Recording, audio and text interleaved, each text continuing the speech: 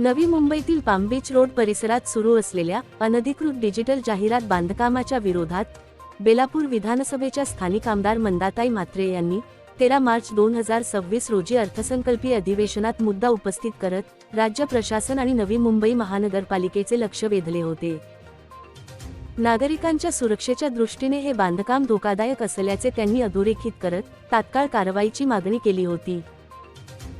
या संदर्भात नगर विकास विभागाच्या राज्यमंत्री माधुरी मिसाळ यांनी पुढील 8 दिवसांत म्हणजेच 21 मार्चपर्यंत संबंधित बांधकामावर कारवाई केली जाईल असे आश्वासन दिले होते।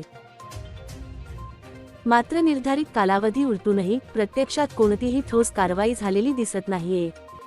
यामुळे प्रशासनाच्या कार्यपद्धतीवर तसेच दिलेल्या आश्वासनांच्या अंमलबजावणीवर प्रश्नचिन्ह निर्माण झाले आहे। नागरिकांमध्येही याबाबत नाराजी व्यक्त होत असून अशा प्रकारच्या अनधिकृत बांधकामांमुळे भविष्यात अपघाताचा धोका वाढू शकतो अशी भीती व्यक्त केली जात आहे। तर आमदारांच्या मागणीला जर राज्य शासन आणि महापालिका केराची टोपली दाखवत असेल तर सामान्य जनतेच्या मागणीचे काय, असा सवाल उपस्थित होत आहे। व्हिडिओ जर्नलिस्ट अथर्व सोबत सुदीप गोलप यांचा रिपोर्ट, पालिका प्रशासन, नवी मुंबई।